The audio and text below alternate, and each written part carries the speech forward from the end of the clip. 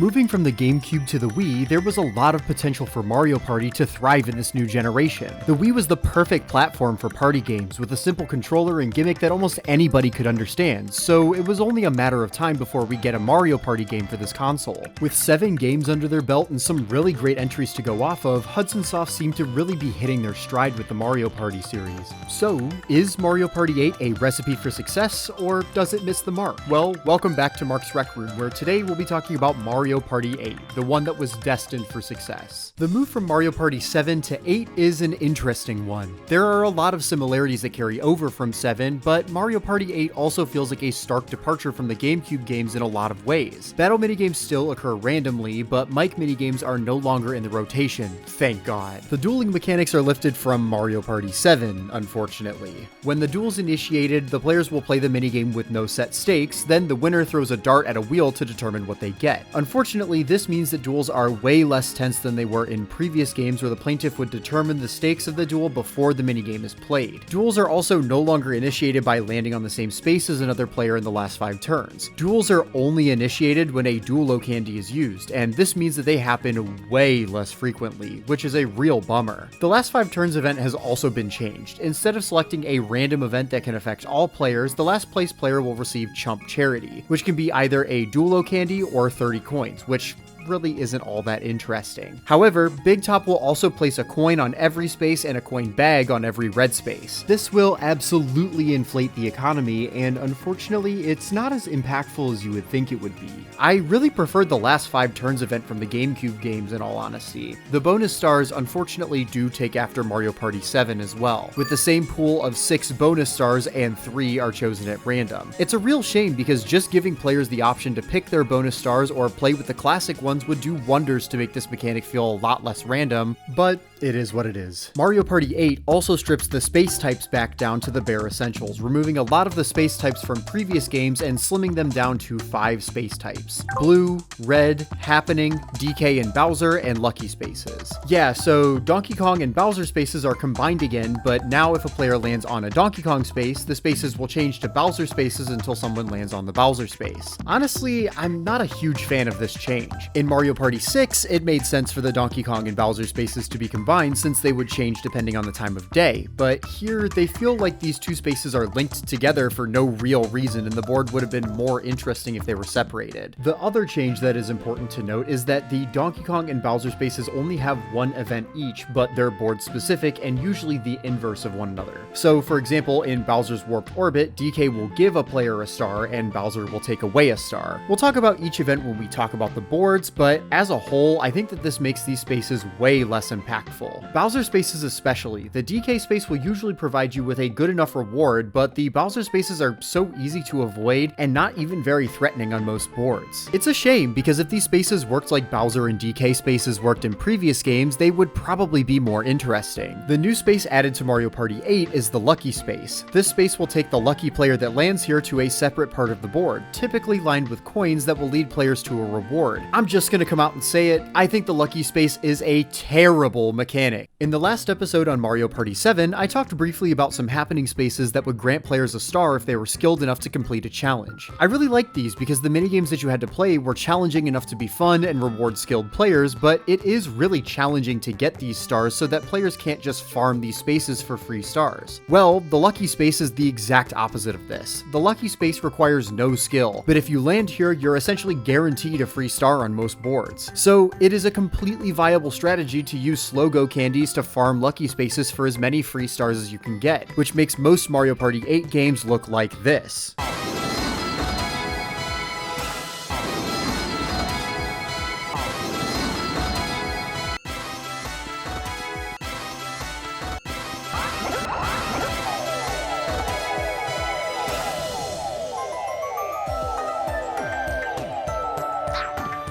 The lucky space is awful because it can become a lucrative strategy to completely forgo the main mechanics of the boards in favor of farming a singular space for free win conditions, and this hurts the board gameplay demonstrably. The lucky space does different things on different boards, and some are more egregious than others, but overall I think that the lucky space is a huge detriment to this game's board gameplay. The other bummer is just the sheer amount of space types that were cut from previous games. It sucks to see duel spaces, Koopa Kid spaces, chance time spaces, battle spaces, and more gone from the board gameplay. Even passable events like the Boo Hut are gone too, which means that players really don't get many opportunities to steal from others or strategize with how they want to spend their money, which is really disappointing. Variety is the spice of Mario Party, and removing these spaces definitely makes Mario Party 8's board gameplay lack flavor. Another aspect that Mario Party 8 changes greatly from the past few games is the item system. Sadly, the orb system from 5, 6, and 7 is gone, which is a real shame.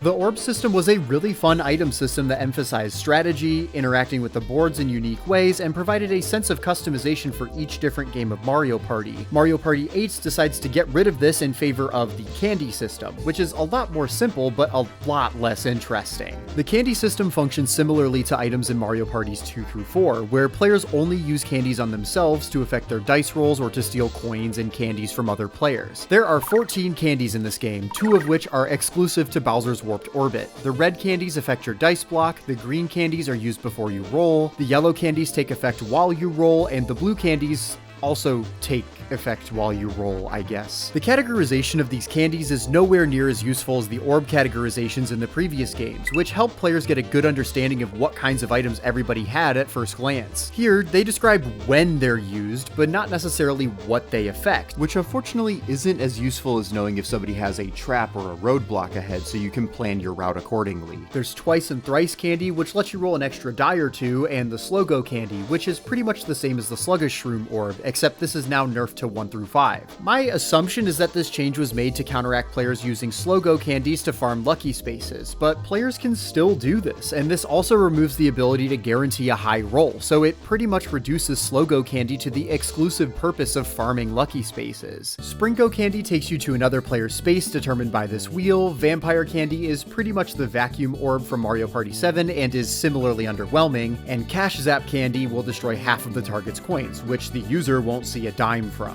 Bolo candy will steal 10 coins from every player you pass, Blow Away candy will blow anybody you pass back to start, Bit Size candy will give you 3 coins per space like the Flower Orb, and Weegly candy will steal a candy from each player you pass. The Thwomp candy will destroy half of the coins from every player you pass, which you also don't gain from. The Duelo candy will initiate a duel with the first player you pass, and the Bullet Bill and Bowser candies are used to steal stars in the aforementioned Bowser's Warped Orbit. There's good, bad, and ugly aspects about the candy system. The biggest positive, in my opinion, is its simplicity. The candies are very easy items to understand since most of them are used on the player or will be used by throwing a dart. While I personally think that the orb system is great, I do think that people who may be new to the series might be more confused by the utility of throwing orbs onto spaces at first, especially in Mario Party 5. Unfortunately, I do think that the simplicity of these items is very apparent in their utility. Most of the candies in Mario Party 8 are rather inconsequential. For example, candies like the Cash Zap candy or the Thwomp candy destroy coins from opponents but don't give them to the user of the candy. There are so many candies that either don't reward the player for stealing from others or require the player to pass by a rival to actually see any benefit from the usage of that candy. So take the Duelo candy for example. Using this doesn't allow players to choose another player to duel like the Duel Capsule did in Mario Party 5. Instead, you always duel the first player you pass. So say you want to duel Wario, who has 3 stars and 100 coins, but he's 5 spaces away, and Waluigi is directly behind him with only 10 coins to his name. If you use a Duelo candy, you will automatically have to duel Waluigi because he's the first player you pass, which is so much more cumbersome than this candy really needs to be. While I personally wouldn't say that candies are the worst item system in the series, I'd argue that they're the most forgettable. There isn't really anything notable that this item system does that hasn't been done before by better and more interesting item systems. But my least favorite thing about the candy system is that the board's plane space density wasn't changed from the previous games.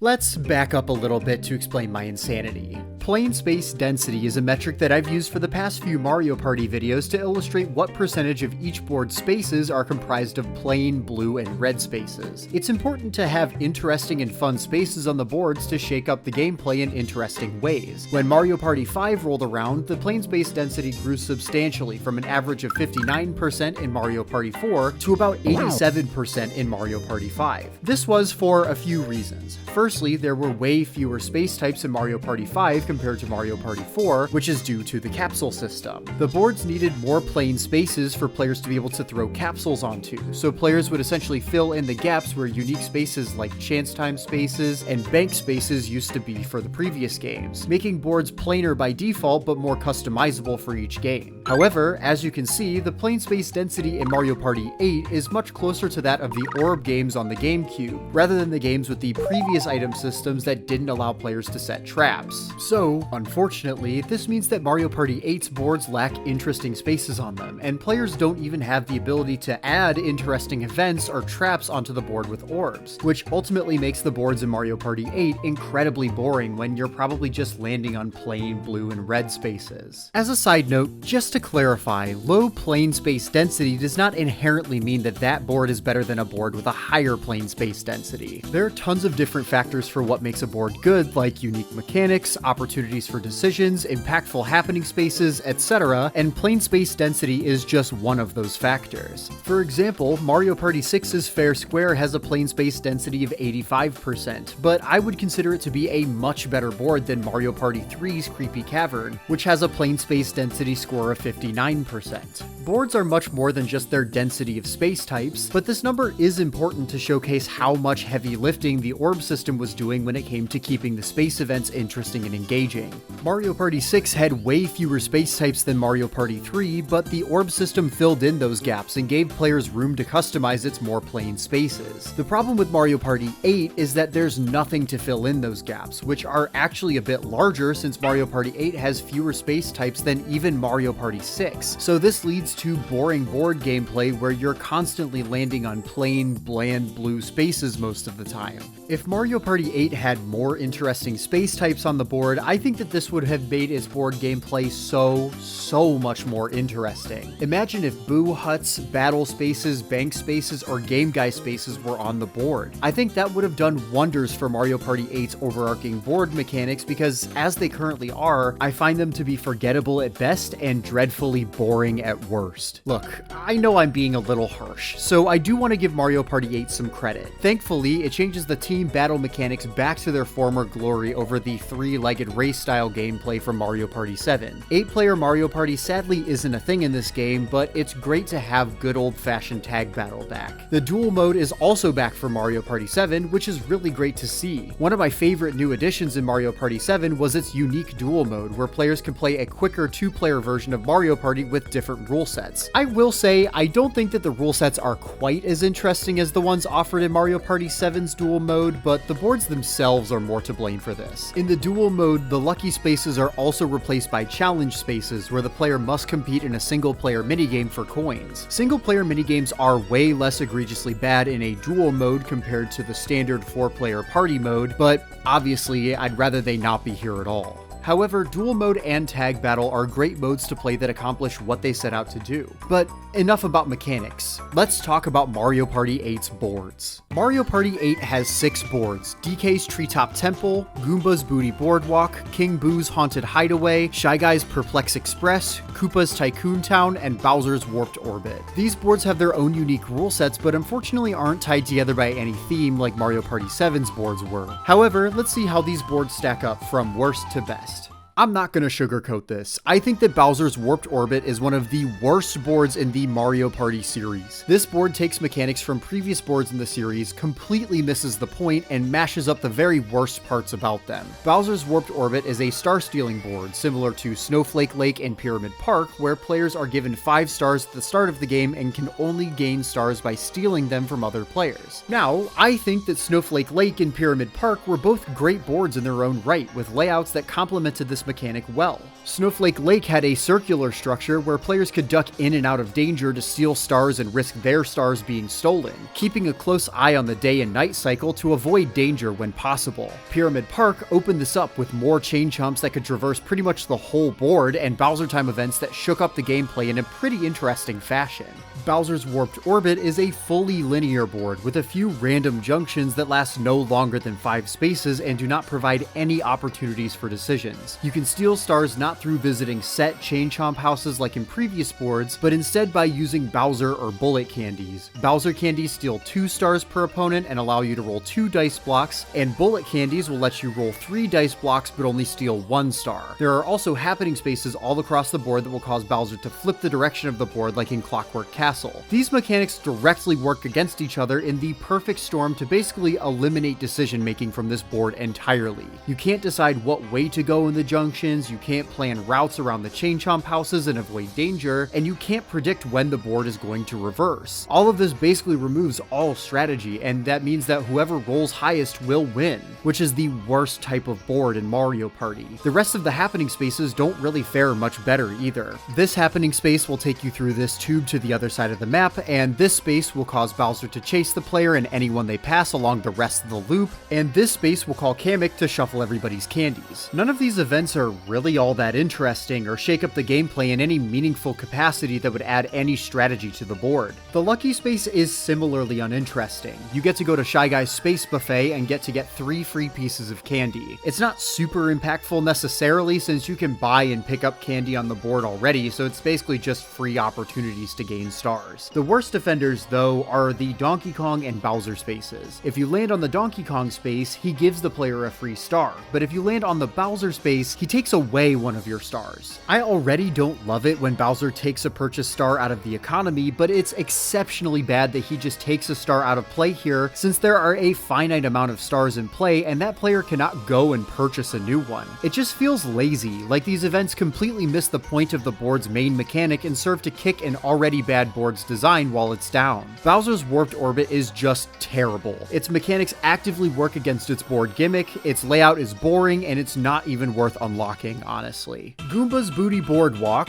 while one of the best named boards in the series, unfortunately is a pretty bad board. This is a linear board where your main goal is to reach the end and receive a star from Goomba, similar to Pagoda Peak from Mario Party 7. Differently from Pagoda Peak though, Goomba will always just give you a star for free rather than charging you a specific price for it, which unfortunately waters down the strategy of this board to, again, just rolling high. In Pagoda Peak, there was at least some semblance of strategy with the changing prices so players might hoard movement items and scramble to the star more quickly when it's cheap, which makes for interesting, intense board gameplay where you might not always want to be the first one to the star if it's expensive. In Goomba's Booty Boardwalk, that competitive edge doesn't exist as much because the star is always free, so you're not ever going to want to roll low or need to make decisions on how to spend money and when to use certain movement items. It's always a good idea because you always want to roll high, which takes some of the strategy and the fun out of this board. There are 3 docks with dolphins at them who will take you forward a set number of spaces for a price. The amount of spaces you move is always the same, but the price you pay is dependent on your placement. So if you're in first place, it will cost you 20 coins to travel 20 spaces, but if you're in last, it'll only cost you 5 coins to travel the same distance. So this levels the playing field for players who might be behind and forces the players who are ahead to pay more to maintain their lead. I like this. It does give value to coins and gives players who are behind opportunities to catch up, but unfortunately there isn't really any risk to overspending on these dolphins because the stars are free. There's no real reason to ever pass on using them if you have the money for them, which is a real shame because if you just had to pay for the star, this mechanic would have been a lot better. The happening spaces on this board are pretty decent. There are a couple of happening spaces where a Pianta will chuck you forward, and these other happening spaces will give you a free piece of candy. This space will give you the opportunity to go inside of this shipwreck and get some free coins, and finally, the last happening space will send you all the way back to the start of the map, which is always hilarious. If you land on the DK space, Donkey Kong will perform a fish and loaves miracle on your coins to provide you with more. If you land on the Bowser space, Bowser will initiate a minigame where you can lose 10 coins each time you get hit by these lava bubbles, although you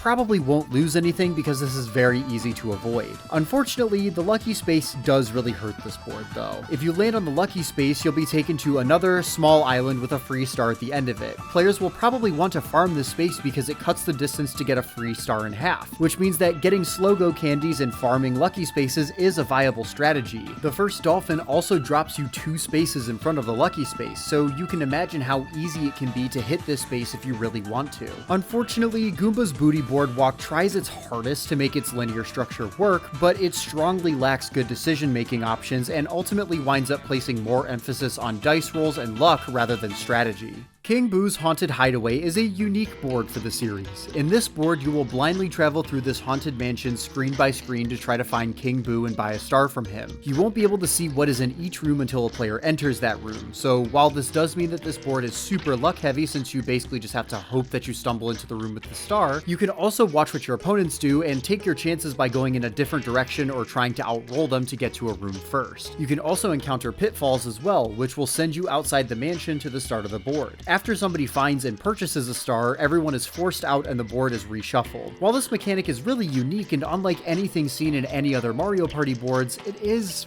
kinda rough because there is very little opportunity for strategy on this board. Since you'll never know what is more than a few spaces in front of you, you can't really plan a route to the star or create any strategies around positioning. It's a neat idea that sadly just doesn't work out as well as I would like. The DK and Bowser spaces will replace the pitfall with either DK, who will give you a free star, or Bowser, who will steal a star from the player. These events make sense for the board's gimmick, but come on, having players randomly stumble into a room where they can just lose a star is not very fun. The lucky spaces, unsurprisingly, completely break the board's gimmick by taking you upstairs, across a few spaces, then directly to King Boo for a star. This completely undermines the board's mechanics and makes farming lucky spaces a very viable strategy for this board. There are a variety of happening spaces on this board as well, like the Piranha Plant spaces that will take 10 coins from you, and this chest that can either give the player 20 coins or take 10 away. There's the magic mirror that will bring a player to your space, and finally this space in front of Mouse will let you steal something via a pinball game. These events are fine and all, but they don't really work with the board's central mechanic as much as I would like them to. Overall, King Boo's Haunted Hideaway tries something new,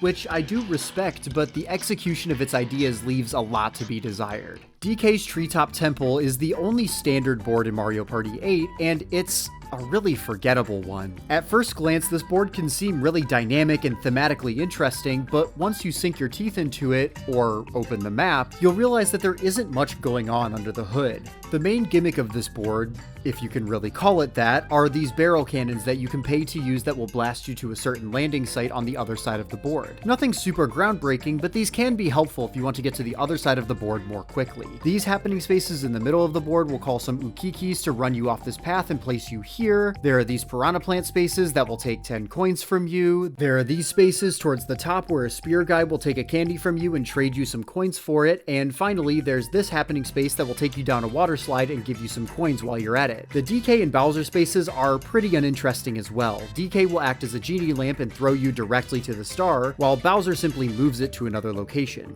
These events are fine, nothing really noteworthy. And finally, the lucky space, unsurprisingly, kind of undermines the board's mechanics. The lucky space will transport you to this stretch of spaces with a free star at the end, with some coins along the way, which is way too powerful of a reward, and players will likely try to farm this section for free stars. As you can probably tell from this section, I'm not too crazy about DK's Treetop Temple. It doesn't really do anything super wrong besides its lucky space, but it also really doesn't do much right. It's really just a jungle-themed board with some jungle-themed happening spaces, but that's really about it. Shy Guy's Perplex Express is a linear board, but it's actually a pretty good one. This board is a singular linear loop through a train, and once you reach the front of the train, you can purchase a star from the Shy Guy in front for 20 coins. While this might not sound too exciting, this board has probably the best usage of the combined Donkey Kong and Bowser spaces in this game. If someone lands on the DK space, Donkey Kong will take over the front car and will give a star away to the first player to reach him for free. If someone lands on a Bowser space, Bowser will take over the front car and will steal a star from the first player to reach him. Now, it may seem like I wouldn't like this because Bowser Bowser steals a star from a player, and while this is a harsh punishment, I actually don't mind this instance because Bowser stealing a star is a predictable punishment that players can use items to prevent. If Bowser is in control of the train, it might be a good idea to use a slow-go candy to lower your dice rolls and put as much distance between yourself and Bowser as you can. So when Bowser steals a star from the first player to get to him, it's a predictable punishment that works to build good tension between the players to avoid being the unfortunate player to reach him first. This does a good job of making the linear structure interesting and tense. There are also tons of happening spaces on this board that can also affect your placement, like traveling between vents, swapping train cars through the power of magic, or getting hit back to the start. There are also plenty of spaces that will affect your coins as well, like this space that gives coins to everybody on the top of the train, this space that will allow you to sell one of your coins to the celebrity Koopa, and another space that will ask you to remember where a bandit or mouse is on the board, which is a really interesting usage of the board's environment. This board has a ton of interesting happening spaces that can help or hinder your progress in getting to the front car faster or slower than your opponents, which is all really fun and interesting. But guess what? Here comes the lucky space once again to ruin the mechanics of the board. The lucky space will drop you off at Payday Way Station, which is a small stretch of spaces with a free star at the end of it. This completely undermines the board's mechanics because you can completely bypass the need to get to the front of the train faster or slower by just farming lucky spaces for free stars. This is probably the lucky space's worst offense in my opinion, since it really pulls the rug out from underneath a good central mechanic. It's a real shame because Shy Guy's Perplex Express is an otherwise good, even great linear board with a really great aesthetic, but its lucky space is a really unfortunate Achilles heel. You knew this was coming. Koopa's Tycoon Town is the best board in Mario Party 8, and it's not even close. Koopa's Tycoon Town borrows the investment mechanics from Mario Party 7's Windmillville, where players will invest in hotels and the stars attached to them. Whichever player has the most coins invested in a hotel will own it and its star or stars, but if another player comes by and invests more than them, they will take ownership of that hotel and steal its star. This leads to an incredibly fun and interesting tug of war between players for a finite amount of stars, which gives incredibly high value to coins and makes strategic movement and spending crucial. In Mario Party 7, I wasn't as positive about Windmillville for one key reason though. It had no junctions and would consistently railroad players down different paths with no opportunities for decisions. This meant that players couldn't choose what windmills they wanted to go and invest in, but instead they had to hope to get lucky enough to get placed on the path to the windmill that they wanted, which placed way too high of an emphasis on dice rolls and not a high enough emphasis on routing and decision making. Koopa's Tycoon Town circumvents this by adding junctions and letting you choose where you want to go and what hotels you want to target. What a novel concept! This allows the investing mechanic to really shine by letting players strategically seek out the hotels that they want to invest in and spend their money accordingly. Koopa's Tycoon Town also puts a spin on these mechanics as well. In Windmillville, there were 3 different types of windmills that were worth 1, 2, and 3 stars respectively. Koopa's Tycoon Town starts all of the hotels, barring a couple of exceptions, as 1-star hotels, but when 20 coins are invested in a hotel, it turns into a 2-star hotel, and when 50 coins have been invested, it will transform into a 3-star hotel. This is neat because it does give players a reason to invest more in hotels that they already own, and it also means that stealing events like Bandit can actually cause a hotel to downgrade and cause an opponent to lose a star and force them to go reinvest more money to get it back. This is a really neat spin on this idea, and I think that these different improvements are what has cemented Koopa's Tycoon Town as many Mario Partiers' favorite board in this series. I personally think that Koopa's Tycoon Town is a great board that does justice to one of the most interesting mechanics in the series. However, it does have one drawback that is worth noting. The hotel investments are capped at 100 coins. Once somebody invests 100 coins, they own that hotel permanently and nobody can steal it. I have no idea why this was added. It feels like it's completely missing the point of the board's main mechanic, since it's very plausible that players will meet that 100 coin maximum pretty quickly and will make the game pretty boring pretty fast. It's a shame because other than that, this is a good board with a good layout and a good execution on its mechanics. The happening spaces offer plenty of opportunity to get some additional money too. You could hire an aforementioned bandit to steal some coins from a hotel for you. You could play this dart throwing minigame for coins where every previous failure will increase the prize pool, and you can also get coins from this construction site. Finally, this Koopa who drives like he owns a BMW will drop you off in front of a hotel. All of these happening spaces are interesting and play into the main mechanic of the board well. The DK and Bowser spaces work well with this board too. 2.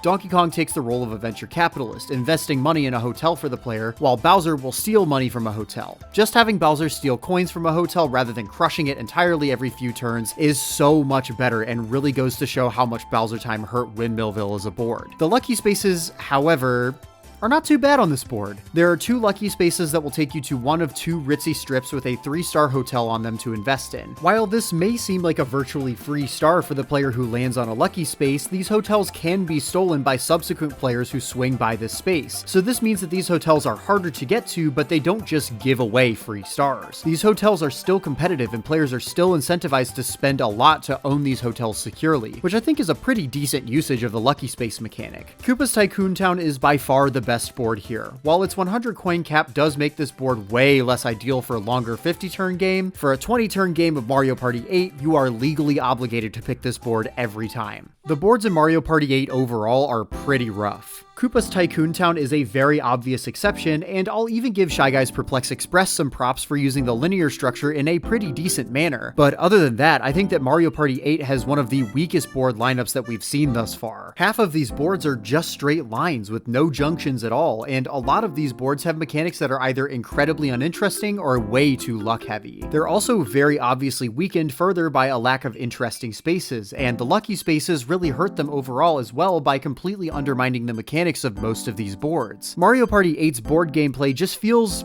devoid of the good ideas that the last 2 games had. Mario Party 6 and 7 both had more interesting item systems, more interesting board gimmicks, more interesting overarching central mechanics, and better board layouts that kept things interesting. It's a real shame because there are hints of clever ideas here, but they're held back by a set of boards that feel very lifeless. Koopa's Tycoon Town is by far the saving grace of this game's board gameplay, because without it, I think we'd be looking at one of the weakest board lineups since Mario Party 4. Well, anyways, Mario Party 8 might be underwhelming from a board gameplay standpoint, but how do its minigames stack up? That's right, it's minigame ranking time. I'll be rating these minigames on a scale from 1 to 10, then finding the mean, median, and mode to see where Mario Party 8's minigames stack up to the rest of the series. As we discuss these minigames, the score will be in the bottom right corner of the screen. For this list, we'll be ranking each original minigame that shows up during normal board gameplay, so that comes with a few omissions, like the single-player challenge minigames that only show up in the story mode and duel mode, the final boss, and the extra zone minigames that can only be played in the extras mode, which we'll talk about later. I'm omitting these minigames because I want to figure out which Mario Party game has the best set of minigames that can be found through normal board gameplay to more accurately compare them to each other. Mario Party 8 also brings up a unique moral conundrum for the first time in the series: duplicate minigames. Yeah, Mario Party 8 is the first game in the series to reuse minigames across different categories. We've seen minigames return in subsequent entries, but never multiple minigames reused in different settings in the same game, which is really interesting, but also brings up a difficult question about how to count these. There are 8 minigames that double as both a dual minigame and a 4-player minigame, whether a free-for-all or a 2v2. I've chosen to omit the duplicate dual versions of these minigames because it feels wrong to me to count all of these as their own unique minigame when they're literally the same as an already existing minigame and could stand to artificially inflate or deflate the overall score by copying and pasting multiple minigames, whether good or bad. To me, this feels like the most appropriate way to rank these minigames as fairly as possible. So, with all of those omissions, that brings our number down from 81 total minigames to 61 original minigames that can be found through normal play. So, with all of that out of the way, let's rank Mario Party 8's minigames. Speedy Graffiti is a good idea on paper, but there's no penalty for going outside the line, so the optimal strategy is just to scribble over the canvas as fast as you can, which kinda ruins this minigame. Swing Kings is a fun, albeit an easier version of Dinger Derby from Mario Party 5. Water Ski Spree is a really boring coin collecting minigame where the biggest obstacle that you have to overcome is the incredibly low draw distance for the coins. Punch a Bunch is a good timing minigame. Crank to Rank is a minigame where you crank a flag to the top of a flagpole. It's like 5 seconds of twirling a Wii remote. It's bad. At the Chomp Wash is a competitive Wii Remote waggling minigame. It's alright, it gets exhausting if you play too many of these in a row though. Mosh Pit Playroom is a perfect representation of what goes on in my brain when I sit down to do anything productive. It's frantic, hectic fun. Mario Matrix is a fun hexagon tapping minigame that punishes players who just spam. Lava or Leave 'em is as vanilla as minigames get. Just slowly walk away from the bad. This would be more interesting if players could punch and kick each other. Cartastrophe is a good kart racing minigame. The controls work work well here. Rudder Madness is the minigame equivalent of constipation. Ugly, slow, and painful. Sick and Twisted is a slightly less fun version of Platform Peril from Mario Parties 1 and 2. It's fine, just a little too slow and boring. Shake It Up is mechanically the same as At the Chomp Wash, but objectively the funniest Mario Party minigame, so it gets a boost for that. In the Nick of Time is a minigame where you set a clock with finicky motion controls. It's as fun as it sounds. Scooter Pursuit is a fun paintball-esque tank minigame that is fast-paced and works well with motion controls. I wish that there were more battlefields for this one. Flip the Chimp is the most egregious example of motion controls just not working properly. It's difficult to get the game to register your inputs at all. There's like 5 minutes of lag each time it actually does register. It just doesn't work properly and plays like garbage. Alpine Assault is a really fun snowboarding minigame that reminds me of monkey snowboarding from Super Monkey Ball Banana Blitz. Believe it or not, that's really not a bad thing. Treacherous Tightrope is finicky, slow, and dreadfully boring. Gun the Runner is easy for the 1 due to iframes, and it's really boring for the 3. Grab and Gold is way too easy for everybody to get the max score. The controls work well enough at least. Power Trip is way too easy for the 1. Bombs Away is easy for the 3, but is pretty fun and requires some good coordination and planning. Swervin' Skies is way too easy for the 3. Picture Perfect is really easy for the 1. Sometimes you just get screwed over by bad luck in this one and wind up waiting, which is no fun. Snow Way Out is a fun minigame, but the hitboxes on these snowballs are really weird. Sometimes they stay active on the roof long after they've landed, and you can die from stepping on a spot that had a snowball thrown there ages ago. It just makes this minigame really janky in favor of the 1. Thrash and Crash is a pretty decent minigame that's just a little bit easier for the 1. Just a little bit. Chump Rope is impossible for the 3. Grabby Gritterin is a really fun, frantic minigame that is competitive and requires great team coordination. It's so much fun. Bumper Balloons is a really fun and interesting pathing minigame where you want to hit your balloons and avoid hitting your opponents. If there were more courses and this wasn't the same layout every time, it would be even higher. Road to Victory is a simple, good minigame where you need to coordinate with your teammate. Just hope that the person you get paired with knows what they're doing, or you'll be here for a while. Winner or Dinner is a very standard coin collecting minigame which ends in the death of all of the players. The ending cutscene is the most memorable part of this minigame. Paint Misbehavin' is a 30-second Splatoon type minigame, but the last 5 seconds are the only part that ultimately matters. Sugar Rush is a fun cake decorating minigame that uses the pointer functionality well. King of the Thrill is a fun 2v2 fighting minigame. Lean Mean Ravine is a good racing minigame that requires good team coordination to optimize. Boo Ting Gallery is a fun light gun minigame that can be won by mere frames. Crops and Robbers has some of the worst hitboxes out of any Mario Party minigame. Trying to find the exact right spots to grab the carrots or hit the moles feels like performing surgery with motion controls. Attention Grabber is another simple waggling minigame. My arm hurts. Blazing Lassos is a timing minigame where you time your throws. Sometimes the Wii Remote struggles to differentiate where you're circling your Wii Remote to ready your lasso versus throwing it, but other than that, it's pretty good. Wing and a Scare is incredibly slow and boring and almost always ends in a draw. Lob to Rob is a pretty good light gun minigame. I just wish that it was more challenging. Pumper Cars. Pump your car through the boring track. That's about it. Cosmic Slalom is a fun racing minigame where you avoid obstacles. A classic feeling Mario Party minigame. Lava Lobbers. Whoever gets first blood here will win. It's not fast-paced or aggressive enough. Locomotive starts off slow, but turns into an intense juggling act when it gets fast. This is a sleeper hit amongst Mario Party minigames. Spectre Inspector is slow, boring, and random. A real stinker. Frozen Assets almost seems fun, but the gem spawns are random, and sometimes no icicle in the cycle will provide a gem at all. It sucks, it's so boring. Breakneck Building is a competitive Home Depot dad triathlon. It's a good use of motion controls. Surf's Way Up is a slightly less interesting version of Target Tag from Mario Party 7. I think this works better with 4 players. Balancing Act unfortunately doesn't work as intended. You don't need to worry about timing, just consistently circle your Wii Remote and you'll get to the end without getting hit every time. Eye on the Prize is a great and challenging reaction and sorting minigame. You're the Babam is a luck minigame that is tense and nerve-wracking. Cardiators has a really cute and unique presentation for a luck minigame, but man, this can go on for far too long. Rotation Station is an interesting platforming minigame with a weird perspective. It's alright,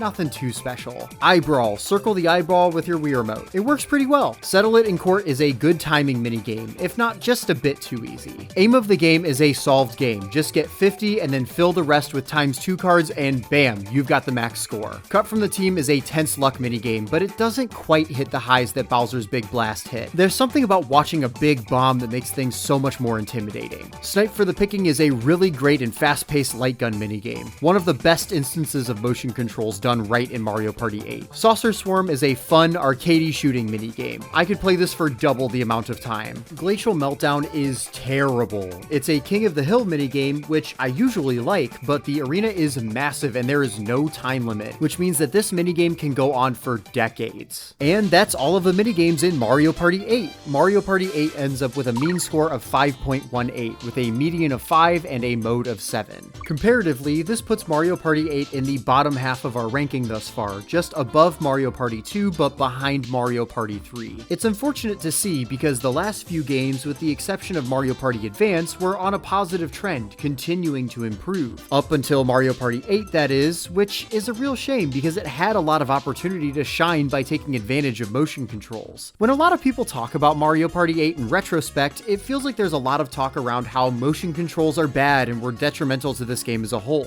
I mostly disagree with this notion. In my opinion, motion controls are really ideal for a party game experience, especially for people who haven't played a video game before because they can be really easy to understand immediately. I mean, just look at Wii Sports. That game did a phenomenal job of wrapping basic waggle controls into something fun that everybody's grandma could enjoy. There are other party games that we'll cover later in the series as well that do a really great job of utilizing motion controls in fun and interesting ways. My issue with Mario Party 8's minigames as a whole comes down not necessarily to the controls, but rather the ideas behind them. There are minigames that use motion controls in an interesting fashion, and then there are minigames that are just unashamed and they're very plain, just shake the controller rules. Or sometimes they just don't work how you'd want them to. But even more than that, for minigames with decent or even good controls, there are just way too many minigames that are flat out boring, or unbalanced, or so inconsequential that you barely remember that they exist. I think that this is Mario Party 8's primary issue when it comes to its minigames. They really lack the creativity and polish that we saw in previous entries, which is a real shame. But anyways, if you're wanting to play some minigames, how about we check some minigame modes? In the minigame tent, we've got a few different minigame modes to check out if you want to kick back and play some minigames with friends. There's Crown Showdown, the series staple win 3, 5, or 7 minigames mode, and there's Test for the Best, which is pretty much the same as the Decathlon modes from Mario Parties 5, 6, and 7, where you'll be scored on your performance in a set of 10 minigames and try to get a high score. It's really fun, but unfortunately it's only single player, which is a huge bummer because this mode was honestly really fun with friends. There are 2 new minigame modes available here as well. Tic Tac Drop is the weaker of the two. It's a duel mode where your goal is to get 3 in a row in this Connect 4 style board. Whoever gets 3 first wins. It's better than the other dueling minigame modes we've seen thus far, so I guess that counts for something, but it still doesn't really do it for me. I feel like this takes longer than it really needs to if one player isn't sweeping. Finally, we've got Flip Out Frenzy. In this mode, players will play a minigame and the winner of the minigame gets to choose a tile. When they pick that tile, all the tiles in a horizontal and vertical line will be flipped to their color as well. If another player picks a tile with your color in one of the lines, they can flip those tiles to their color. Once all of the tiles have been colored in, MC Ballyhoo will open up 2 more tiles for some opportunities for players to climb back into the scoreboard. This mode is honestly fun. It's more fast-paced and competitive than most other Mario Party minigame modes, and it is pretty easy to get the hang of. I'd say try this mode out if you and some friends want to jump into some Mario Party 8 minigames. But that's not all, folks, because we've also got the Extra Zone. The Extra Zone features 8 additional minigames that can only be played in this mode and can also be played with a Mii. So, naturally, I'll be playing as George Costanza from the hit television show Seinfeld. We'll talk about these minigames super fast, gauntlet style, since they aren't really connected in any way. Star Carnival Bowling is like Wii Sports Bowling, but worse. Trial by Tile is an honestly fun puzzle game. I have no idea why this minigame is here and not in the main set of minigames as like a competitive 4-player minigame or something. Flagging rights is Shy Guy Says, but with a Wii Remote and nunchuck. This is also, get this, the only content in Mario Party 8 that requires the nunchuck.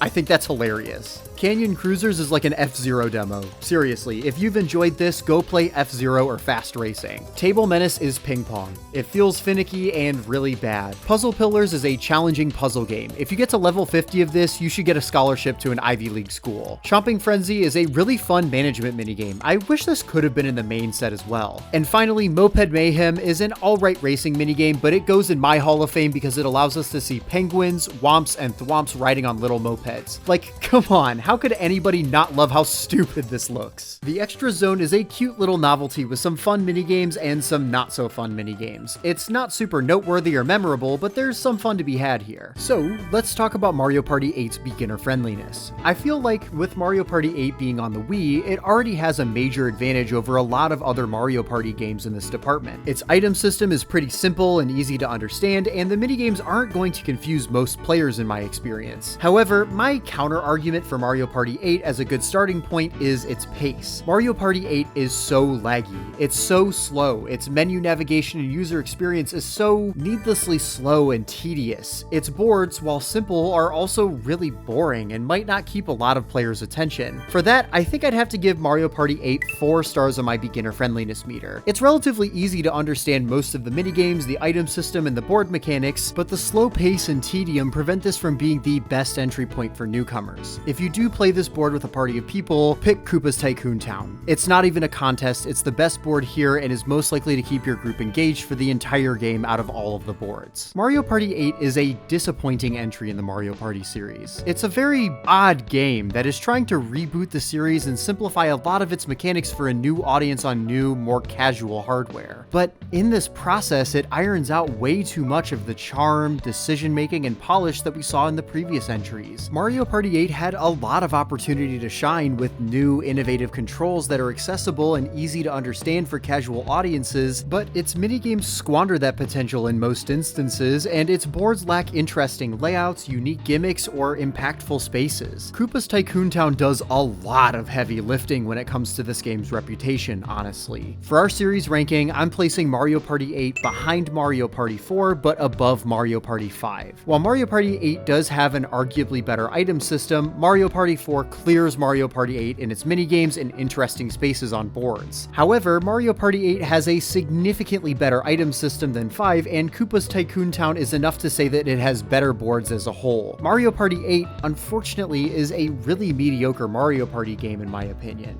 It's a real shame because this would be Hudson Soft's last Mario Party game on a console, and on the next episode of Mark's Rec Room, we'll be talking about Mario Party DS, Hudson Soft's final entry in this series before it would be passed to a new developer. Thanks so much for watching. I really appreciate it, and I hope that you have a great rest of your day.